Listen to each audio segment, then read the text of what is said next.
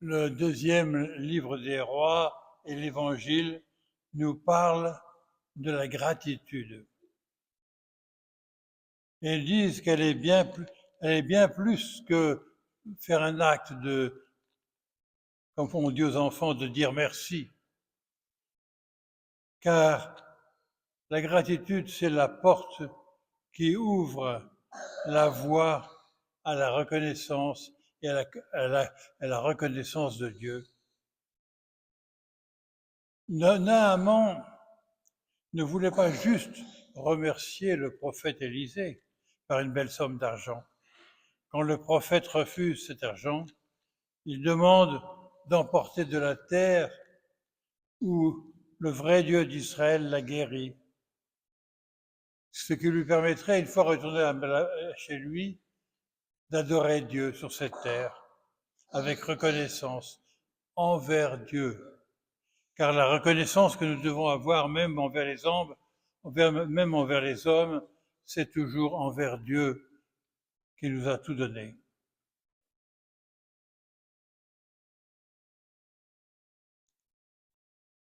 Et le prophète Naaman le Syrien s'excuse parce que parfois il est obligé d'accompagner son roi à de mauvais cultes. Alors, comme dit le prophète Michée, il suffit simplement de marcher humblement avec ton Dieu. La gratitude qui habite notre âme est l'expression de la reconnaissance envers Dieu. Dans le catéchisme de l'Église catholique, nous trouvons cette phrase. Une nouvelle consécration de la créature libérée du péché et de la mort afin de la faire retourner au Père pour sa gloire.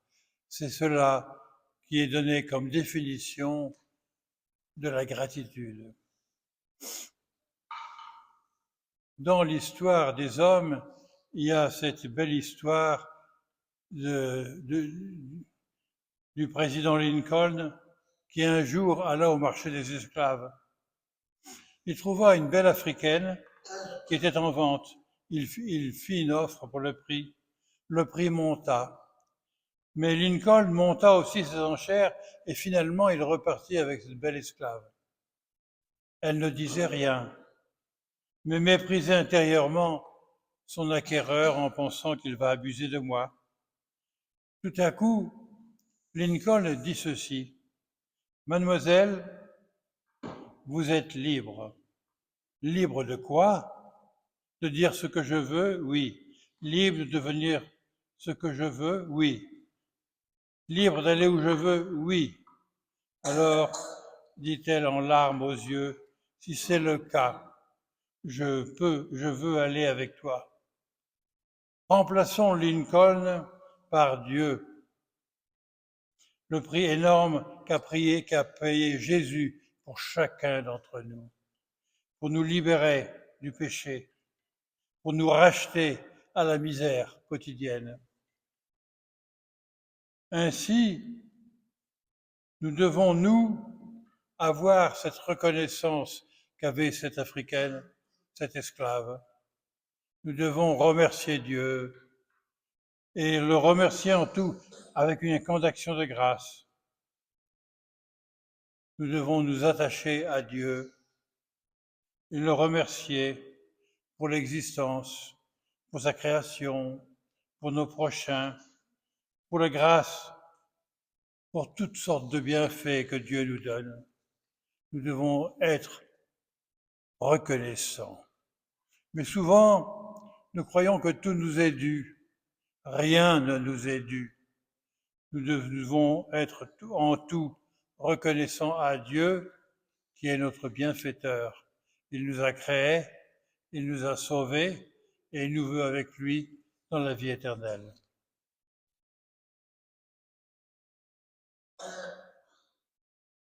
Ainsi, nous avons aussi cet épisode de ces 10 lépreux qui ont été guéris et seulement un seul vient remercier Dieu. C'est l'image des hommes qui sont tellement habitués aux bontés de Dieu qu'ils oublient de lui dire merci. Et c'est pourquoi ils ne sont pas heureux, parce que avoir la joie dans le cœur, nous l'avons uniquement quand nous sommes pleins de gratitude envers Dieu. Rendre grâce en grec, ça signifie Eucharistein, c'est-à-dire l'Eucharistie, qui désigne la messe, parce que la messe est le renouvellement du sacrifice du Christ. Et ce sacrifice est le seul qui peut rendre parfaitement grâce au Père, parce que Jésus est sans péché, immaculé, et donc lui seul peut faire une action de grâce parfaite à Dieu. Ainsi, nous renouvelons sur l'autel le saint sacrifice de la messe et nous remercions Dieu pour tout ce qu'il nous a donné. Dans le psaume 3, il est dit ceci: comment je rendrai grâce à Dieu? Et il est répondu ceci: j'élèverai la coupe du salut, c'est-à-dire j'offrirai le saint sacrifice de la messe. Et c'est le sens de la réponse que nous faisons à l'offertoire, à l'invitation du prêtre, qui demande pour que son sacrifice, qui est aussi le nôtre, soit agréable à Dieu Tout-Puissant. Et nous répondons que le Seigneur le reçoive, à la louange et à la gloire de son nom, pour notre bien et celui de toute la Sainte Église. La gratitude parfaite, elle est l'œuvre de Jésus et de nous qui nous unissons à son action de grâce.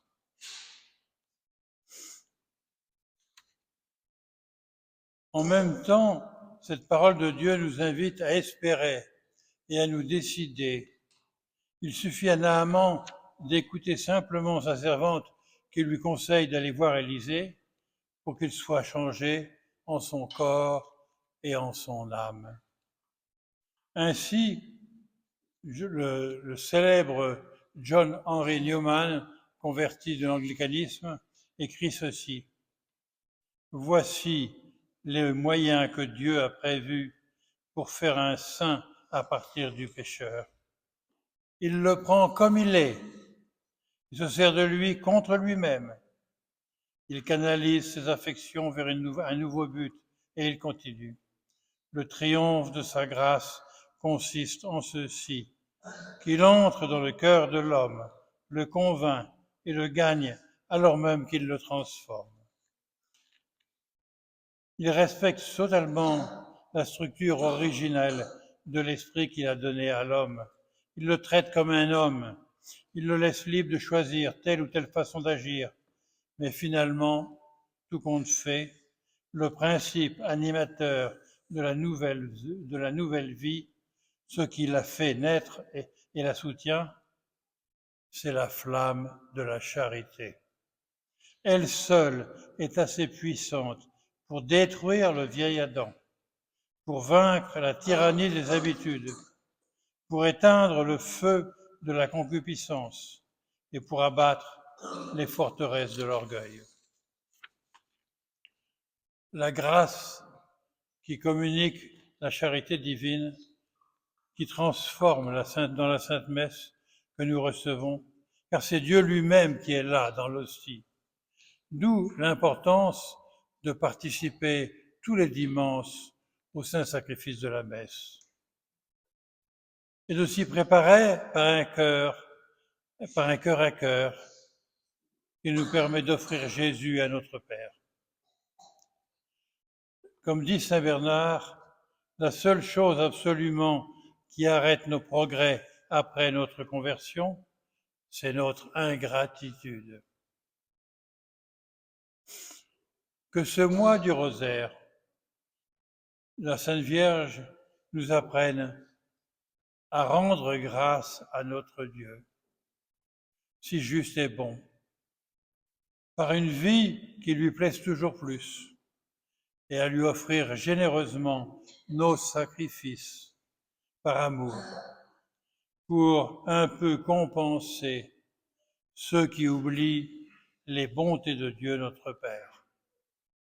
Nous devons vivre avec un esprit de gratitude pour tout bien que nous recevons des hommes et de Dieu. Et ainsi, notre cœur se prépare à vivre dans la vie éternelle avec la très sainte Vierge Marie, la très sainte Trinité et tous les saints et les anges du ciel.